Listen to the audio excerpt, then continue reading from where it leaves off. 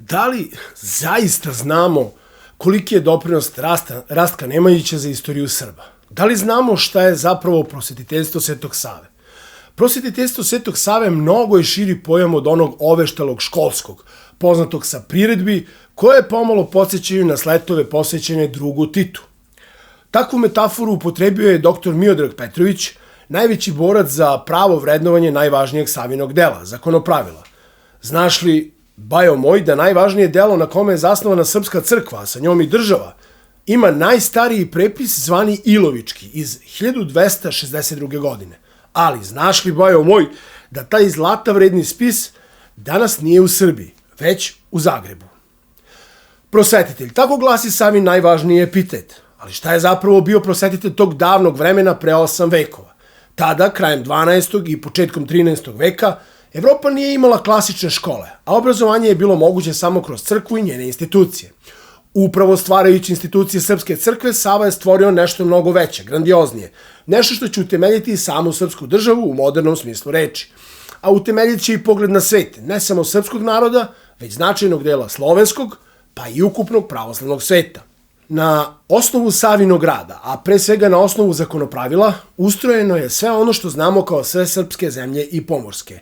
To je bio zvanični naziv naše države. Od Savinog vremena mi jasno i dokumentovano možemo pratiti da se srpski kralj nazivao kraljem sve srpske zemlje i pomorske, a arhijepiskop, kasnije patrijarh, patrijarhom sve srpske zemlje i pomorske. Bajo moj, ako želiš inače da saznaš više o srpskoj istoriji, možeš da naručiš i moju knjigu Istinita povest Srba putem maila srbska.gmail.com, vidiš to na ekranu. Ona košta 2200 dinara plus troškovi dostave post ekspresom. Bajo moj, u ovoj emisiji opisat ću ti neke istorijske događaje koje možda prvi put čuješ. Zato ostani i odgledaj do kraja.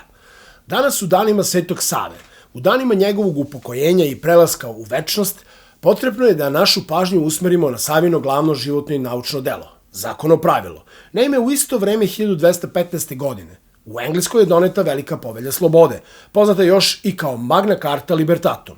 Ona se smatra prvim ustavnim aktom u Evropi i svetu. Napisana je na jednom listu pergamenta. Zakonopravilo Svetog Save napisano je na preko 400 stranica. Ono ima 70 poglavlja i definiše život u državi, društvu i crkvi. Zakonopravilo Svetog Save je prvi srpski ustav i on po svom obimu, dubini i temeljitosti višestruko nadmašuje Veliku povelju slobode.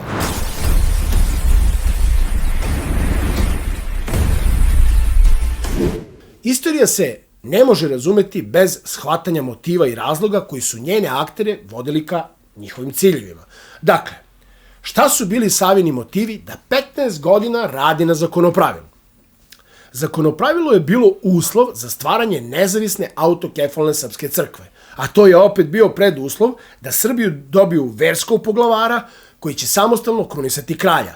Da nije bilo Zakonopravila, ne bi bilo ni prvovenčanog, Stefana prvovenčanog, a ni kasnije Dušana Silnog. Sve je počelo od tog herojskog dela koje je po mnogo čemu nadmašivalo vreme u kojem je stvoreno. Bilo je to vreme u kojem je vladar morao imati duhovnu blagodat. Morao je biti, dakle, pomazan svetim uljem, miro pomazan. Dublja analiza podataka vodit će nas do zaključka da je Sava bio možda i najveći diplomatsko-državnički format koga su Srbi ikada imali. On je kompjuterski precizno prepoznao trenutak slabosti Romejskog carstva, sukob njegovih naslednika, dakle sukob između Nikejskog carstva i Epirske despotovine, i napravio nekoliko suštinskih koraka koji će u potpunosti izmeniti sudbinu i položaj Srba. Načinit će ih ključnim subjektom evropskih geopolitičkih odnosa, sve do pada srpske despotovine Đurađa Brankovića. A znamo li kako je izgledao srpski prostor neposredno pre Save i u trenutku kada on stupa u akciju? Znamo li u kakvom jadnom stanju je bila srpska crkva? Kosovo i srpski jug, sve ono što prepoznajemo kao staru Srbiju, ti stari srpski prostori bili su vekovima predmet osvajanja Romejskog carstva. U našem komunikacijskom prostoru Romejsko carstvo poznato je kao Vizantija. Tek je Nemanja uspeo da ove prostore oslobodi i drži ih u nekakvom trajnijem posedu. Kao što se može pročitati u Hilandarskoj povelji, Hrisovulji, dokumentu kojim Nemanja daje zemlje i prava za osnivanje srpskog manastira na Svetoj gori, on za sebe kaže da je oslobodio sledeće Dakle, delove Rabna, tačnije današnju severnu Albaniju, Zetu, odnosno Crnu Goru, područje Kosova, područje Metohije, Pomoravlje, Levač i Šumadiju.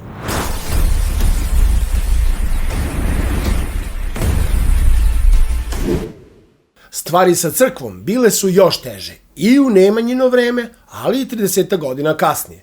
Srpska crkva kao institucija zapravo tada ne postoji. Sav srpski prostor nalazi se pod jurisdikcijom Ohridske arhijepiskopije, imperijalne romenske institucije, koju je Carigrad stvorio da bi duhovno upravljao Srbima kao dominantnim etničkim faktorom. Jer Srbi su živjeli od Tesalije do Sklavonije, danas poznate kao Slavonija. Ohridska arhijepiskopija držala je episkopije od Srbice, koja se nalazila južno od Soluna, pa sve do Srema. 18 episkopija sa pretežnom srpskom većinom pod upravom Ohridske arhijepiskopije i sa mestimičnim aromunskim, odnosno vlaškim i cincarskim ostrvcima, naseobina, protezalo se zapravo od te solunske srbičke episkopije preko Bera, današnje Verije, Kožana, današnje Kozani, Moglena, Bitolja, Ohrida, Skoplja, Prizrena, Lipljana, Rasa, Sredeca, današnje Sofije, Vidina, Niša, Braničeva, Beograda, do Mitrovice Sremske. Njima je upravljao ohridski arhijepiskop Dimitrije Homatin. Homatin je neko ko će se ispostaviti kao arhineprijatelj Svetog Save, a njegove reči će odzvanjati i danas kada mnogi od ovih prostora više nisu u crkvi Svetog Save. Mnogi od ovih prostora danas su ponovo pod Ohridskom arhijepiskopijom, čiju je autokefalnost priznao crkveni vrh na čelu sa patrijarhom Porfirijem i vladikom Bačkim Irinejem Bulovićem. Sveti Sava je iz Ohridske arhijepiskopije izdvojio i reformisao 3 episkopije, Rašku, Prizrensku i Lipljansku, a osnovao je 8 novih. Novih, ali sve do jedne bile su osnivane na starim apostolskim, ranohrišćanskim, pa čak i predhrišćanskim svetilištima, poput crkve u Arilju. Borba za samostalnu srpsku crkvu dovela ga je u sukob sa Homatinom, čovekom koji je pokušao da za sebe i epirsku despotovinu prigrabi kompletno nasleđe Romejskog carstva. Ali, ostavimo za sada Homatina i njegov legat po strani i zastanimo na trenutak. Vratimo se na Savino grandiozno delo ponovo.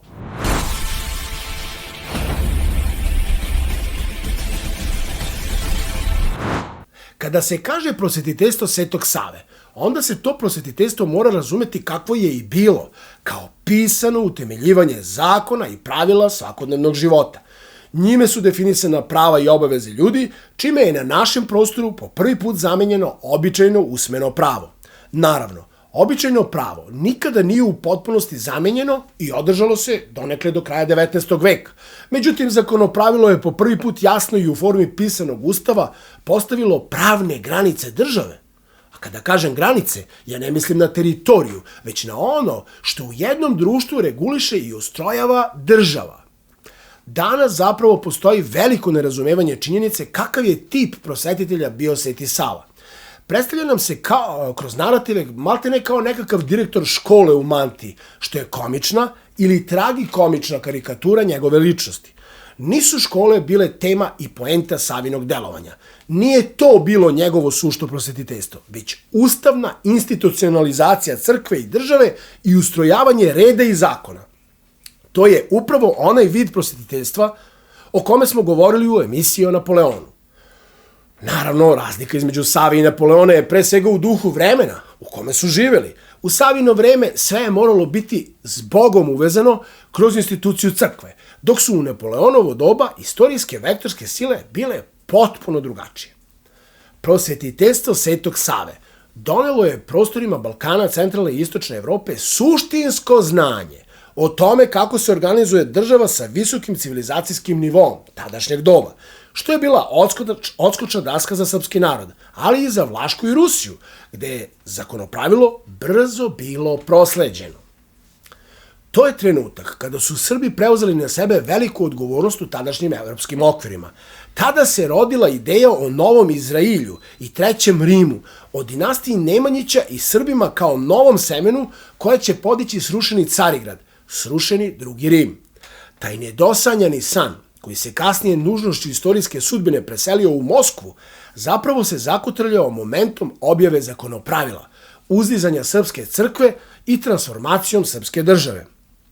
Vratit ćemo se na ovu markantnu temu još jednom kasnoj emisiji. Sada je važno podvući da je upravo na temelju zakonopravila Srbija samo 130 godina kasnije, u vreme cara Dušana, postala najmoćnija sila Evrope, zaštitnica i deoničar posrnulog Romejskog carstva, tačnije kako u dokumentima piše, učesnik carstva.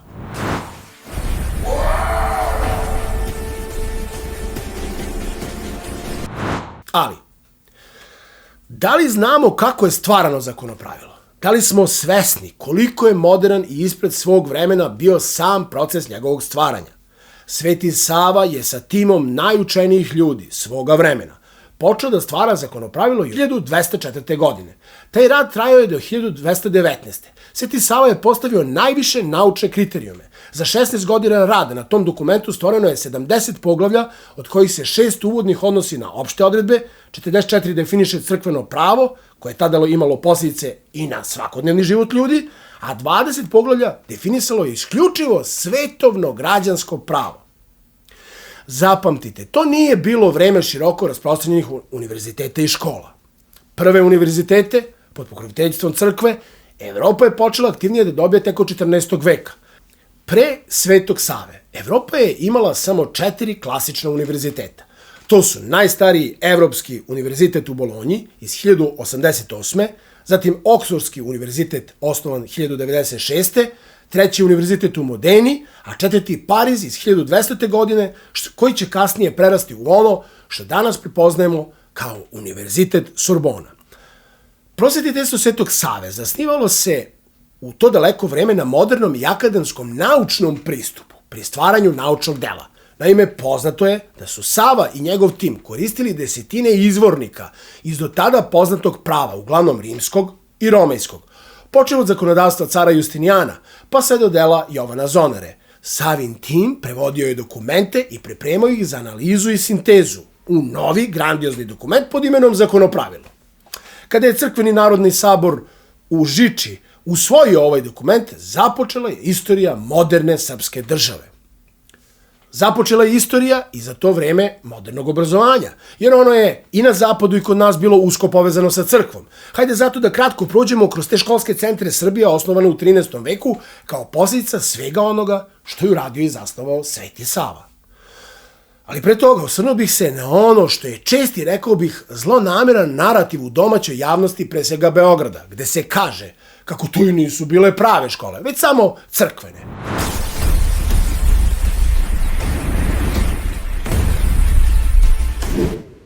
Međutim, najstariji univerziteti, Oksford, Pariz, Bolonja, svi, istovetno stanje u Srbiji, počeli su zapravo kao škole gde se učila teologija, kanonsko crkveno pravo, latinski jezik za sveštenike i sl. Tek nakon toga malo medicine, koliko je tada bilo poznato, kao i umetnost, koja je opet bila vezana za ikonopis i, naravno, crkvenu umetnost. Univerziteti su u Evropi tada dobijali papsku ili kraljevsku povelju, nužni uslov postojanja bio je legitimitet koji im je davala katolička crkva. Najznačajniji srpski obrazovni centar tog doba bio je naravno manastir Hilandar na Svetoj gori. Od osnivanja 1198. Hilandar je tokom celog 13. veka imao razvijenu školu za monahe i buduće crkvene ljude.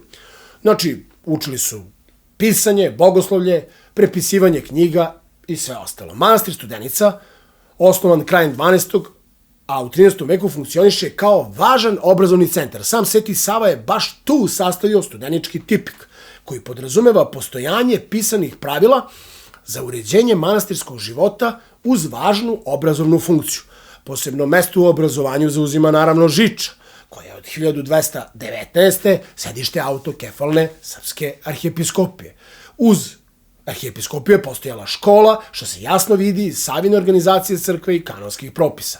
Zatim, manastir Mileševa, naravno, poznat kao književni i prepisivački obrazovni centar. Tamo su monasi obučavani za pisarski i književni rad.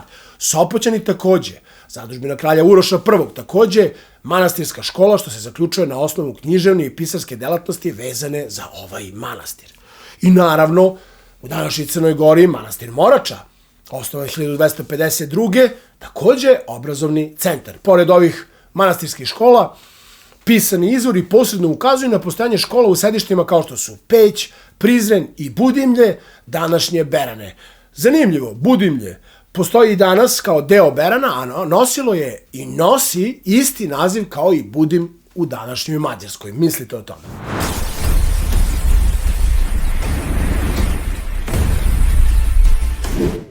Autokefalnost. Godine 1219. u Nikeji Sveti Sava, Rastko Nemanjić, je od vaseljanskog patrijarha Manojla I. Karantena i nikejskog cara Teodora I. Laskarisa dobio autokefalnost za srpsku crkvu, čime je osnovana samostalna srpska arhijepiskopija. Sveti Sava je zadržao i reorganizovao 3 postojeće episkopije, nasleđene od Ohridske, Rašku, Prizrensku i Lipljensku, a osnovao je 8 novih. Ali, znamo li kako, u kojim geopolitičkim okolnostima je Sveti Sava uspeo da prepozna trenutak i način za dobijanje autokefalnosti? Bajo moj, ovo je možda i najzanimljivija priča o Svetom Savi. Slušaj pažljivo. Godine 1204. palo je Romejsko carstvo. U 4. krstaškom pohodu pao je Carigrad i tamo je osnovano takozvano Latinsko carstvo. Latinsko carstvo proglasilo se naslednikom Rima pod kontrolom pape. Ono što je ostalo od pravoslavnog Romejskog carstva podelilo se na takozvano Nikejsko carstvo i Epirsku despotovinu. Nikejsko carstvo se prostiralo od Nikeje istočno, dakle na teritoriji današnje Turske, dok se Epirska despotovina protezala uglavnom na teritoriji današnje Albanije. Na ruševinama Romeje stvorene su još Ahajska kneževina na Peloponezu, srpske rečeno Moreji, zatim Atinsko vojvodstvo, Solunsko kraljevstvo, ali njima su upravljali krstaši katolici. Kada smo postavili figure na šahovsku tablu, sada prelazimo na igru.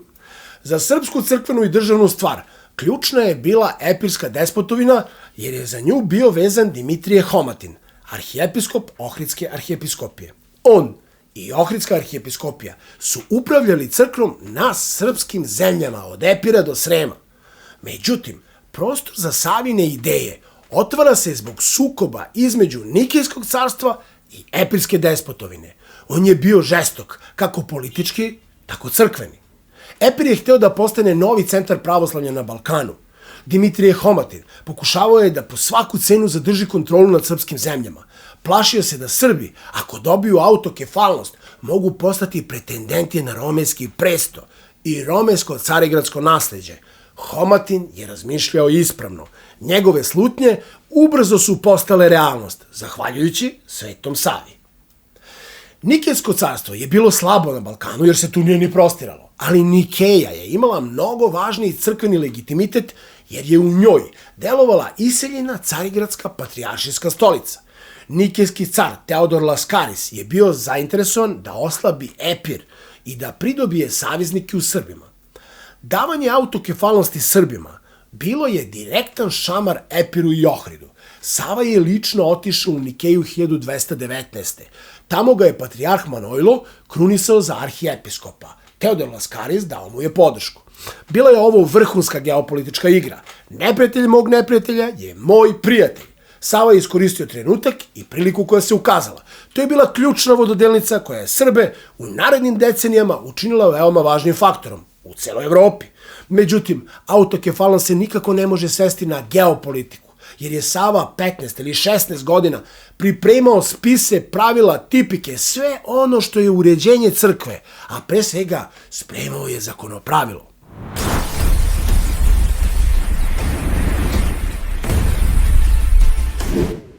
Odmah po hirotonisanju Save izbija crkveni spor sa Homatinom i Ohridskom arhijepiskopijom. Homatin je Savi već 1220. pretio anatemom. On kao ohridski arhijepiskop zamera Savi što se bavio svetovnim poslovima, odnosno poslovima politike. Homatin ističe da Sava nije imao carska ovlašćenja da bi postao arhijepiskop, te da je ceo čin nevažeći. On Savi u ličnom pismu piše sledeće: ti ni ranije nisi bio episkop i nemaš uopšte carsku jurisdikciju, koja bi učinila tvoju hirotoniju važećom. Iz teksta se vidi da Homatin nikejskog cara Teodora I ne prihvata za cara Romeja, već ga smatra oblasnim gospodarem. Iz Homatinovog pisma saznajemo i da je Raški presto bio upražnjen u vreme Savine hirotonije. On Savi kaže da ukoliko želeo da postane arhijepiskop, pa trebalo je da se obrati njemu i Ohridskoj crkvi. Na temelju ovog spora nastaće brojne optužbe protiv Save, uključujući i onu da je bio u jeresi takozvanog etnofiletizma. Ova optužba, koja se posebno potencira danas u vreme raspada srpskog društva, zapravo je potpuno besmislena, jer onda bi svaka nacionalna pravoslavna crkva trebalo da bude optuženo na isti način. Homatin je neko ko je delovao na teritoriji današnje Albanije i Kosova i Metohije. Neko čije poreklo ne znamo. Ne znamo tačno mesto rođenja, ne znamo ko su mu bili roditelji, a u javnom prostoru i dalje se koristi nepravilni oblik njegovog prezimena, Homatijan, umesto Homatin. Međutim, ukoliko pretpostavimo da je Homatin rodom sa prostora Epira ili susednih regija, onda tu postoje samo 3 velike etničke grupe u datom vremenu: Srbi, Grci i Cincari.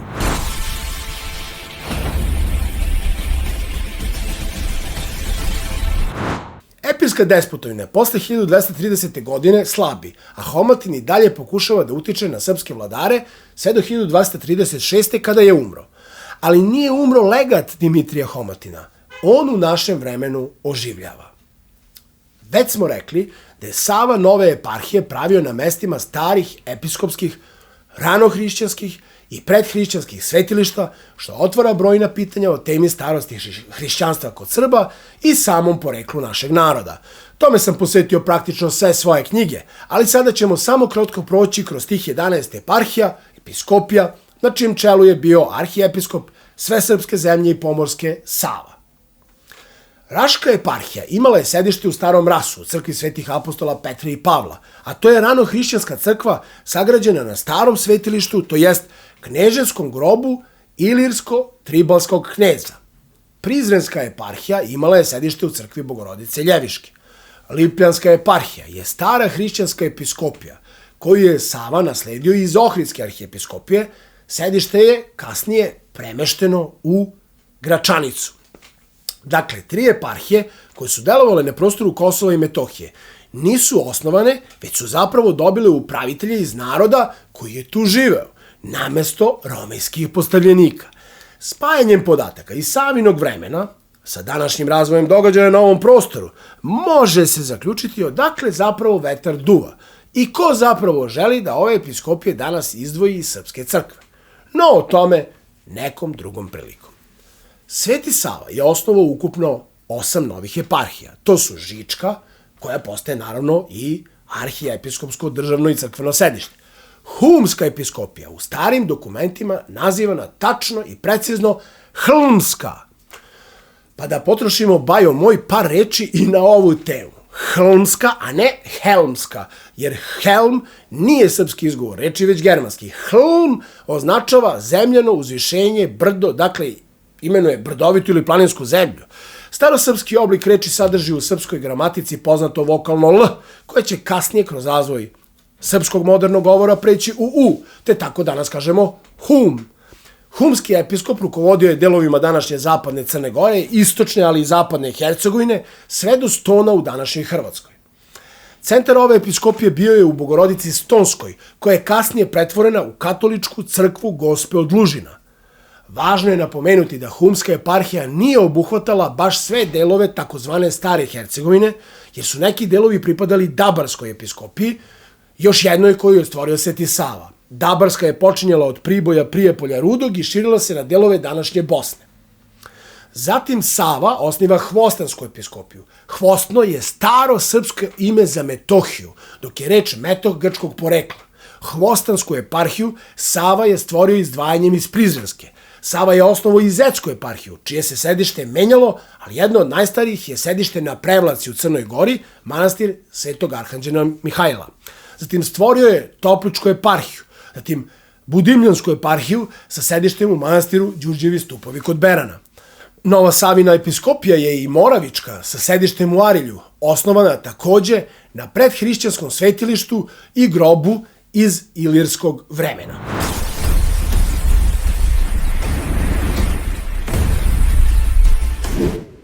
Na kraju, Bajo moj, i srpska crkva i evropski napredna srednjevekovna srpska država zasnovane su zapravo i utemeljene mudrošću i velikim znanjem Svetog Save.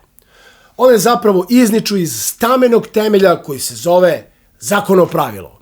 Tek donošenjem tog akta Sveti Sava je ispunio uslove za dobijanje autokefalnosti crkve, a u toj epohi postojanje i funkcionisanje države bilo je praktično nemoguće bez postojanja autokefalne crkve. Prosvetiteljska snaga zakonopravila protezaće se do današnjeg vremena, a 1349. godine car Dušan doneće zakonik u kome će reći da sve ono što nije definisano u njegovom pravnom aktu definisano je zakonopravilom i ono se mora poštovati. Dakle, Dušanov zakonik je samo nastavak, usavršavanje i proširenje zakonopravila. 130 godina kasnije, zakonopravilo ostaje u upotrebi u značajnoj meri. Zakonopravilo živi i nakon pada srpske države. Naime, crkveno-narodni život Srba pod osmanskom vladavinom bio je ustrojen Pećkom patrijaršijom. Ona je, u okvirima Osmanskog carstva, imala pravo da odlučuje o brojnim građanskim problemima srpskog naroda, imajući određeni nivo sudske vlasti. Pećka patrijaršija je kao osnov prava koristila dva dokumenta, Dušanov zakonik i zakonopravilo. Savino delo je, dakle i po Turcima, ostalo videlo i svetlo ljudima. Upravo na zakonopravilu biće zasnovani i prvi pisani zakoni ustaničke Srbije 1804. godine. Kao dokument koji i dalje ima zakonsku snagu u okvirima Srpske pravoslavne crkve, zakonopravilo je jedini srpski pravni akt koji se u upotrebi nalazi već više od 800 godina. Na kraju, danas, u dane Savinog prelaska u večnost, setimo se još jednom i ovog i svih Savinih dela koja su prosvetila civilizacijski put Srba. Setimo se, bajo moj, u ovim danima i nedavno 2. decembra u Bogu usnulog doktora Miodraga Petrovića, najvećeg borca za vraćanje značaja zakonopravila u okvire srpskog obrazovanja.